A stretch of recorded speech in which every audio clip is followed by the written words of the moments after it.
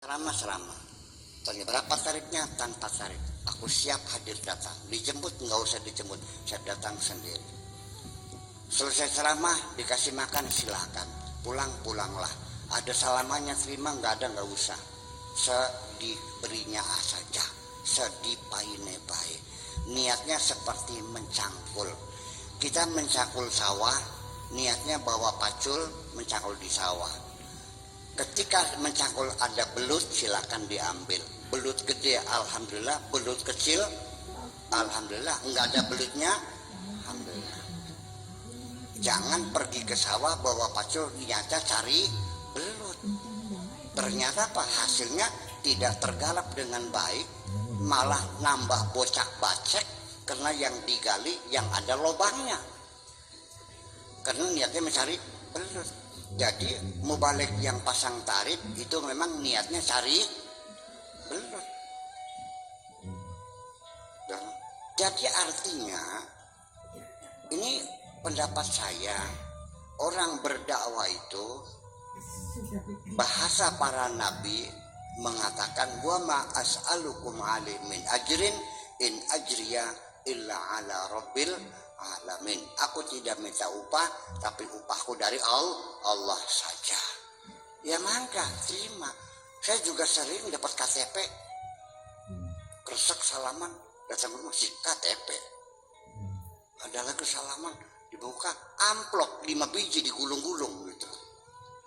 Salah ngolok gua barangnya kan. Ya sudah selesai, nggak ada masalah. Kita bukan cari uang. Nah makanya kalau ada mubalik yang pasang tarif, itu urusannya profesi. Dia tidak menyampaikan kebenaran, tapi memang lagi dulu duit. Jadi didengarkan silakan, enggak juga silakan.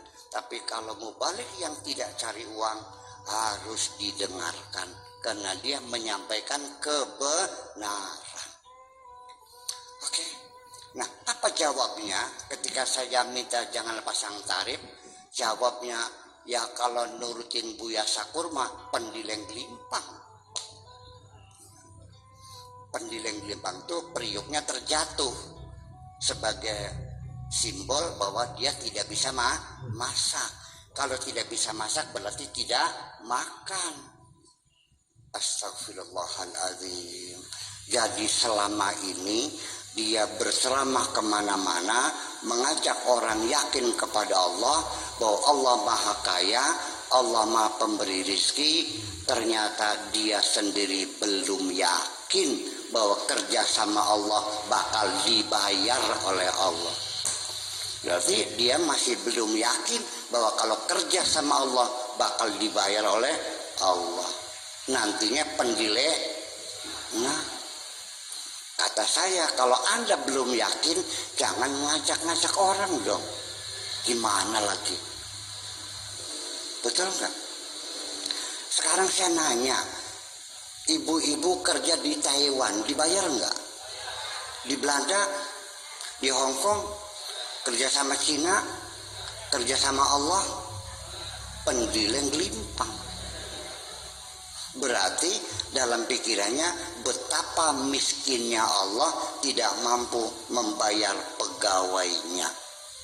Kalau Anda belum yakin, jangan ngajak-ngajak orang meyakini sesuatu yang kamu sendiri belum yakin.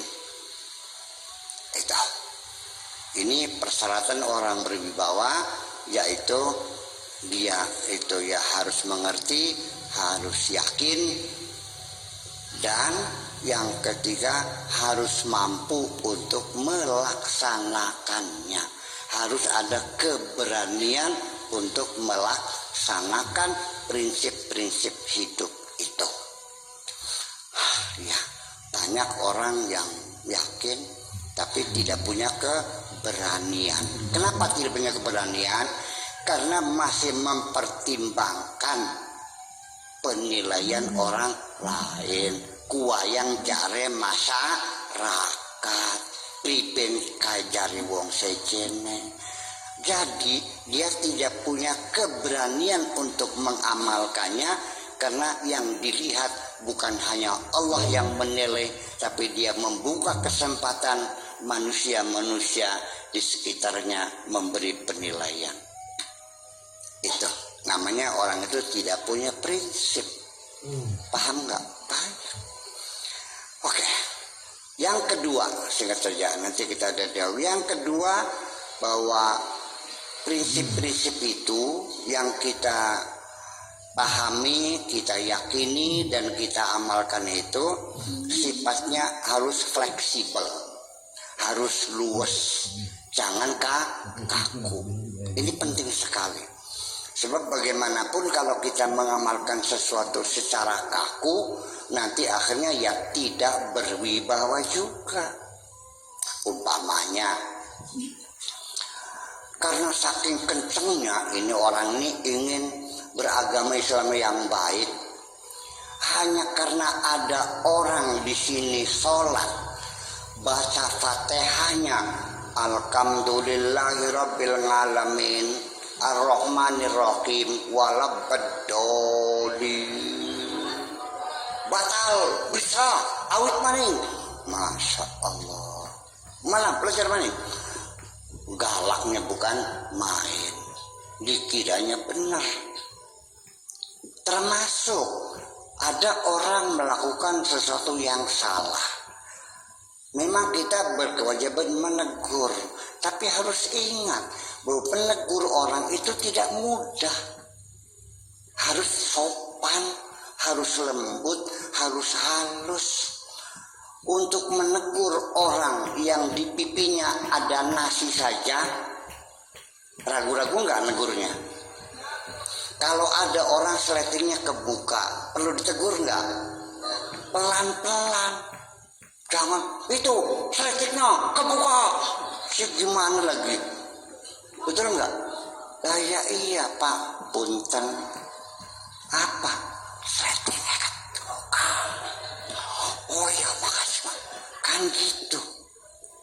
Ini ada orang yang menurut dia bertentangan dengan prinsipnya, nggak bilang punten lagi, nggak bilang permisi lagi, langsung dengan tolak pinggang sambil nunjuk bid'ah, murtad, kafir, musyrik, zindik, neraka. Gimana? Ilmu dari mana ini? Ilmu dari mana cara begitu? Ingat dong, ini Indonesia, sopan santun dia pakai, paham bikin ke? Paham bikin ke? Itu juga pikiran dia, belum tentu itu pikiran dia. Paham bikin ke? Musyrik kan pikiran dia. Jadi tolong yang fleksibel. Maksudnya kita harus mengerti. Sebelum kita menyalahkan, nanya dulu dong. Alasannya apa? Argumennya apa? Kalau ternyata alasannya ada, ya udah selesaikan. Jangan mengatakan kamu salah. Si beriben mana? Jangan pernah mengatakan kamu salah. Sakit orang. Betul nggak? Ya iya.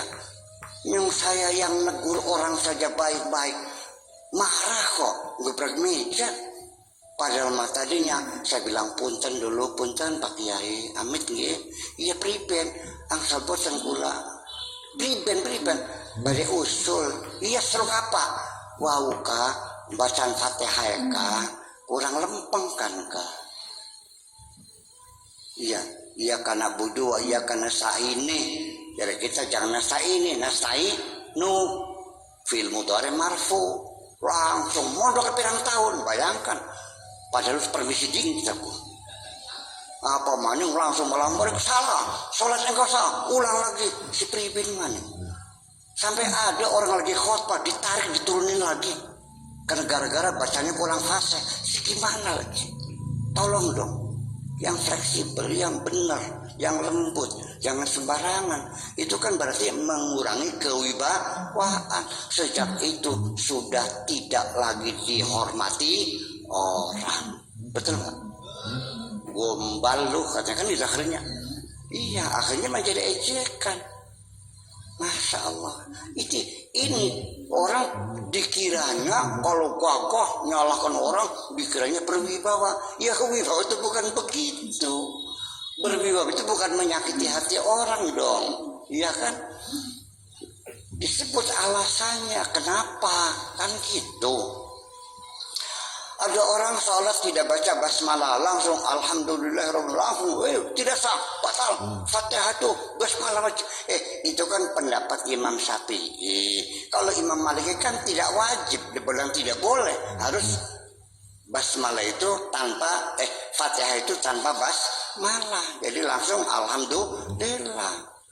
Iya, karena kata mazhab Maliki, basmalah itu bukan surat Fatihah, tapi awalan untuk mengerjakan apa saja kita baca bismillah. Mau minum baca bismillah, mau baca surat Al-Imran, bismillahirrahmanirrahim. Baca surat Al-Baqarah, bismillahirrahmanirrahim.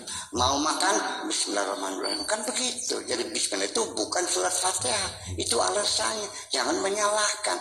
Jadi menyalahkan orang apalagi dasarnya pemikiran. Masa masyarakat yang guyup, adanya kerjasama yang baik, acaranya itu mapak sri, patungan, orang ngasih beras, ya kan itu, ngasih uang, ada kerjasama, begitu indahnya. Kafir, musyrik, menyembah Dewi Sri. Oh gimana orang? Yang jujur dong. Anda belum tahu, langsung musyrik dari mana? Dia tuh kok nyembah Dewi Sri. Ntar dulu. Yuk kita datang ke petani yang pada menyelenggarakan mapak Sri, nanya bapak-bapak, ibu-ibu sekalian, Dewi Sri itu rambutnya lurus apa keriting? Aja kemuyo. Bocah putih taireng. Ketawa. Berarti mapak Sri itu bukan menyembah Dewi Sri. Tidak ada Tuhan namanya Dewi Sri ini.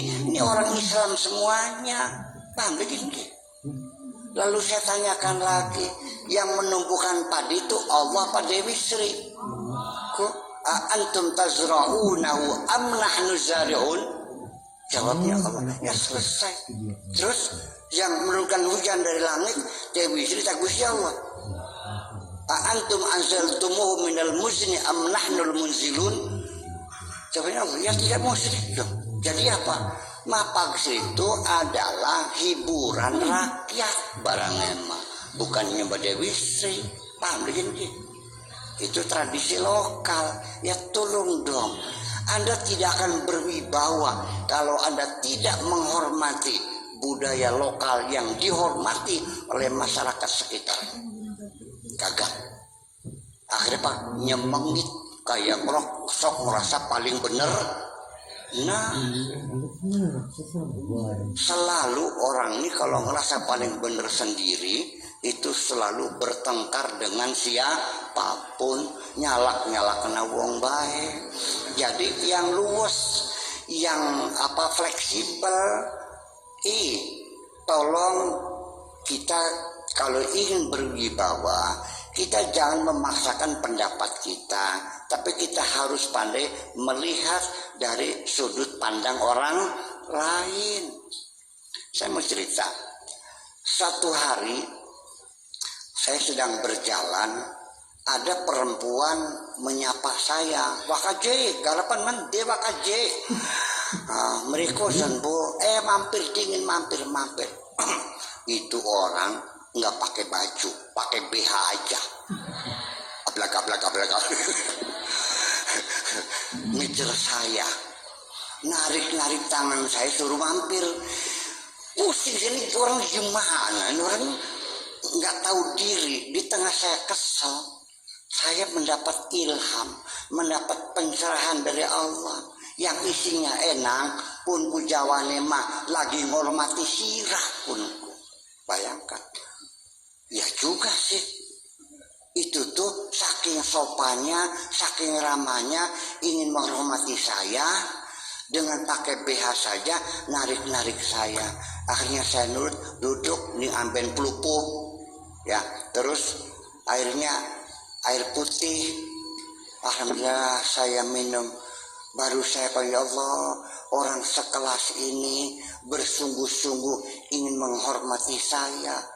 Mung dia pakai BH itu nyong bisane semono. bisa nih semono ya sudah. Jadi kita jangan menggunakan standar kita dong. Coba lihat dari sudut pandang orang lain, betul nggak? Nah itu persoalannya. Ini yang kedua, perlu fleksibel ya, perlu luas, jangan terlalu kaku. Bahwa Nabi Muhammad sendiri dalam membawa syariat ini tidak kaku. Kalau memang budaya lokal itu masih bagus dan ada keuntungannya, dirangkul dan disyariatkan. Dulu orang Arab itu kalau habis bersanggama mandi, ditanya ngapain lu mandi malam-malam, apa enggak kena rematik nantinya? Oh enggak, ini bisa biar refreshing gitu, seger lagi, bisa mindong konde. Begitu dicoba betul. Nah kalau nggak mandi nggak bisa lah, lemes sudah. Mandi seger lagi, ngopi sebentar, jalan lagi. Oh bagus, ya udah kalau begitu kita ambil dalam, masukkan dalam syariat Islam, namanya mandi apa? Mandi junub. Oke. Tradisi yang ada dulu ya, orang laki-laki disunat, ngapain daging-daging waras kok dipotong-potong? Biar bersih, biar sehat, meningkatkan kelezatan. Dicoba, iya bener, udah jadi khitan wajib lagi, kan begitu kesalahannya. Kemudian lagi sebelum Nabi jadi Rasul, sebelum Nabi jadi dapat wahyu, itu di Mekah sudah menjadi tradisi orang mubeng-mubeng Ka'bah tuh, paham? Sambil telanjang, sambil tepuk tangan, muka awatas dia, sambil bersiul-siul, kan gitu. Terus mondar-mandir, terus lempar-lemparan. Lempar apa tuh? Lempar apa? Lempar jumroh, balang jumroh. Yang dilempar siapa tuh? Setan. Kena beli batu ke? Itu kan tradisi dan itu mendatangkan uang. Orang banyak wisata spiritual. Jadi begitu Nabi menang, yang dihancurkan berhalanya, Ka'bahnya tidak, mubeng-mubengnya tidak, karena menghasilkan uang. Jadi kaya-kaya lah Kanjeng Nabi dilahirkan di Junti Nyuat, kaya-kaya ada nadran. Betul nggak? Nah itu persoalannya.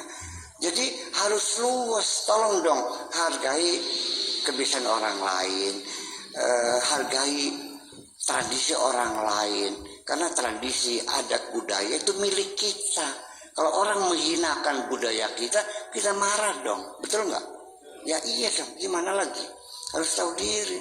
Ini negara Indonesia, ya kabupatennya Indramayu, kecamatannya ini bukan Makkah, bukan Madinah. Iya, tolong hormati, jangan diharam-haramkan. Masa mana agama Islam melarang ibu-ibu perempuan keluar rumah duduk samping laki-laki, ini haram, tertampak sirah. Pribadi mana? Jadi bubar setan majelis taklim nih. Kalau yang diharamkan ya bubar majelis taklimnya se-Indonesia, betul nggak? Nah ya itulah persoalannya. Jadi berwibawa itu bukan memaksakan kehendaknya, tapi dinegosiasikan, didiskusikan, dibicarakan dengan baik-baik. Itu pun kalau mau, kalau tidak ya udah timbangan del serok beria wis wa man syafal yu'min wa man syafal yakfur, ngandel serok beria wis. Nabi Muhammad tidak pernah memaksakan. Boro-boro maksa Pak. Nabi Muhammad ini merasa kesel ya. Langsung ditegur oleh Allah. Ngejak orang, nasihati orang, nggak ada yang nurut. Coba, ibu-ibu kalau nasihatin anak terus nggak nurut, mangkal beliau. Nabi Muhammad juga nasihati umatnya, ketika mereka tidak nurut, mangkal juga. tapi begitu mengkel langsung ditegur oleh Allah, beli perlu mengkel.